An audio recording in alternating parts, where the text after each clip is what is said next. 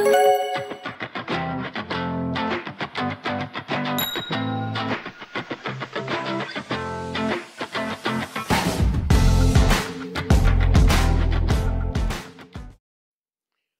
meal ang sigaw ng bayan. Madali ang pagluluto. Maraming nag-message sa amin. Sinabi na wala kaming time para magluto ng matagalan. Kami na misis ko, pareho nagtatrabaho. Anong pwede namin iluto ng mabilisan? May time lang kami pag day off namin. Feel ko yan. Kasi dati rin ako namasukan, 8 to 5. By the time makarating ako ng bahay, anong oras na? Almost 7 na. So ngayon, may solusyon. Subukan natin, mabigyan ng solusyon yung inyong mga kahilingan. Kaso meron akong ginagawa. For 3 days, nakaprep na ako yung aking mga ricado. 3 days lang, ayoko naman ng matagal na 5 days na yung aking mga gulay sa mga ricado. Ayoko naman ganun katagal. Halimbawa, ito, isang sikreto ko nun. Itong aking liempo, minsan pag ako'y gumagawa ng panglitsyong kawali, kumukuha ako ng isang block o isang bloke nun, slab. Yun ang aking panggisa kasi madali na eh. Malambot na, meron na siyang timpla. Iba-brown ko lang, mabilis ang gisa, kaya quick meal. Yan ang isang sikreto ko. Then, lagi akong may bawang na inano ko na yan sa food processor. Good for 3 days. Ayoko namang yung bawang ko maiba na yung lasa. Ganun rin yung sibuyas.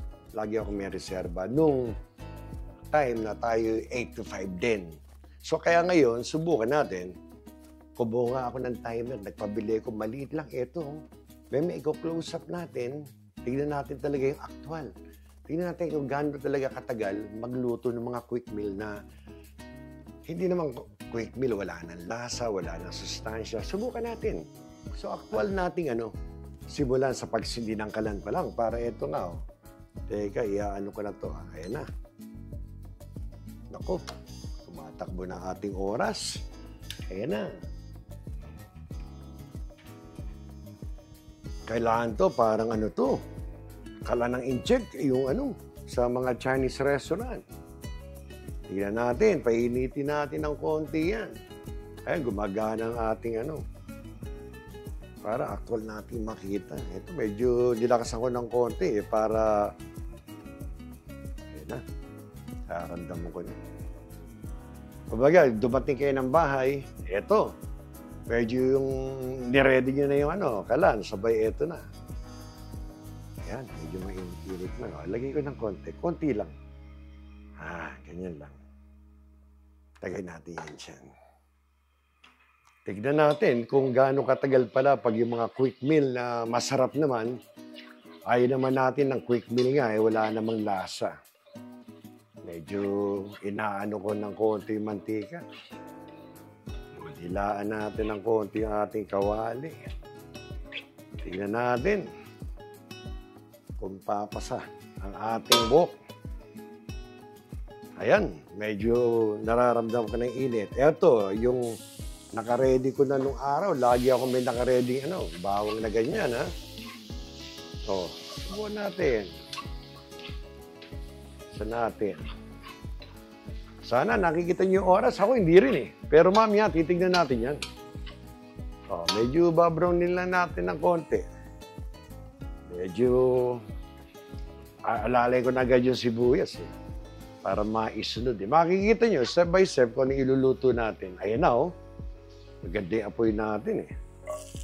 Konti sibuyas. Hinaan ko. Baka naman tayo masunugan eh. Mabilis nga eh. Sunog naman. Ayan, alalay lang yung aking apoy. Siguro, mga medium. Ilakpas ko kanina eh. Baka mamaya, hindi natin ma-break yung baka magtagal tayo eh. Yan, alalay lang. Naging translucent na yung ating sibuyas. Ito, yung liempo na sinasabi ko sa inyo. Lagyan natin ng konti.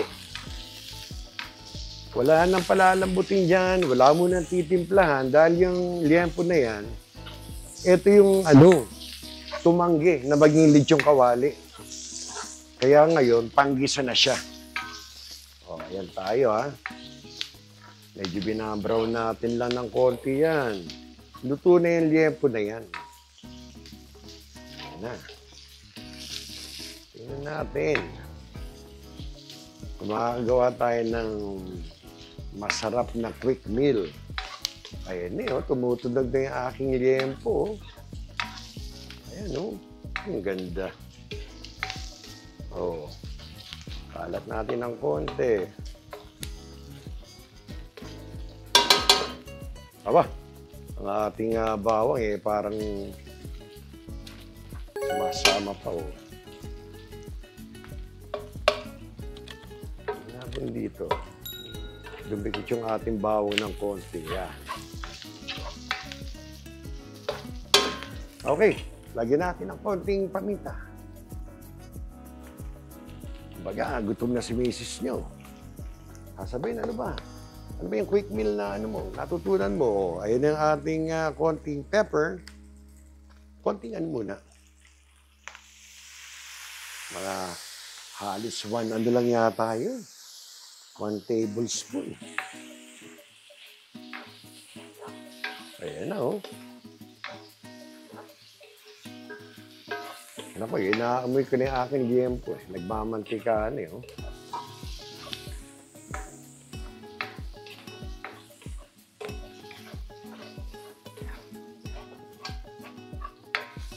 Lagyan natin. Para medyo special, lagyan natin ng ilang pirasong hipon. Ayan.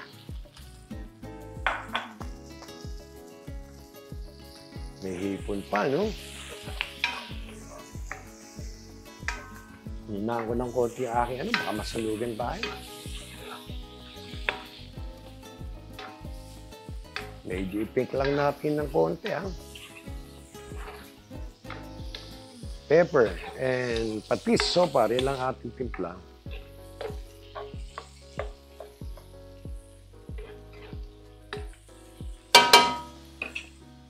Konting tubig. Lalayin lang natin.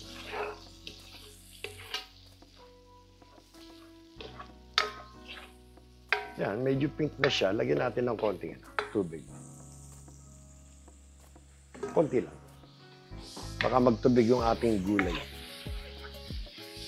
Medyo inalalayon ko lang ng konti yung ating patis. Kasi may konting timpla na yung liempo natin. Kaya medyo nilakas ako yung apoy. Kunyari, nasa Chinese kayo, restaurant.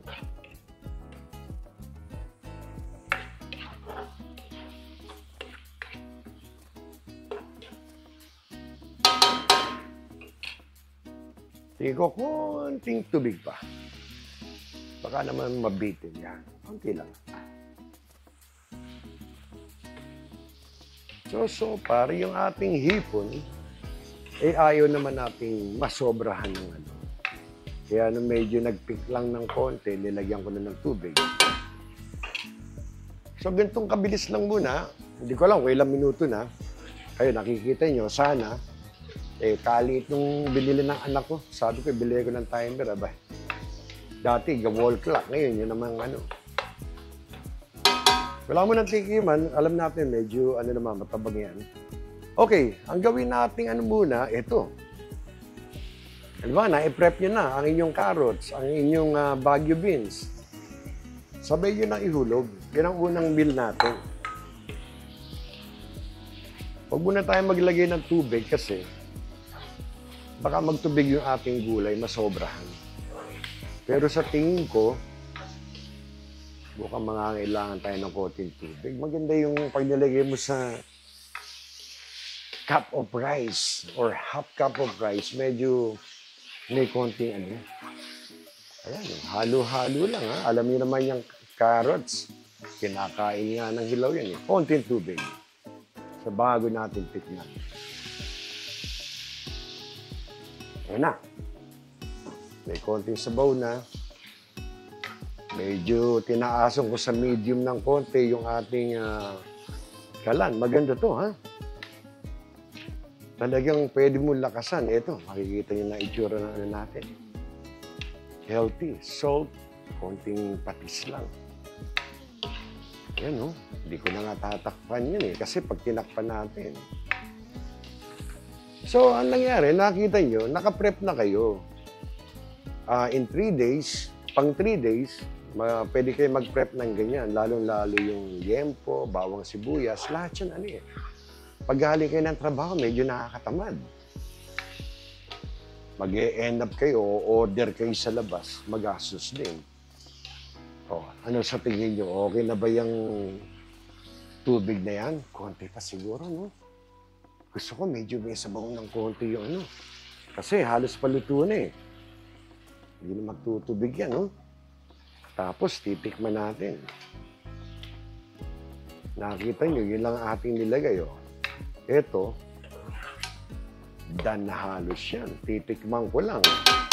Pampinali. Siyempre, wala akong ano. Pantikim. Kukunin natin.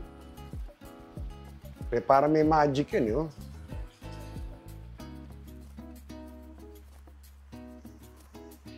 So ito, tikman natin. Medyo hinaan ko na, ha? Talaga naman yung ating ano, parang Chinese restaurant, eh. Tikman natin naman. Ang tamis ng gulay, ang tamis ng Baguio beans. Parang 1 tablespoon na patis. Yung dating ng ano, done. Okay, so, yung ganyan ay continue sa maluluto. Pwede nyo yung takpan kung gutom na kayo. Ready to fight. Patayin ko ang kalan. Tignan natin ang timer. Papatayin natin ang timer. 9 minutes and 31 seconds. Hindi ko lang kung nakikita nyo. That's 9 minutes and 31 seconds pag ready na ang mga ricado nyo. Okay, idikit ulit natin dyan. Kuha tayo na, i-plating natin para makita natin kung ano itsura ng ating.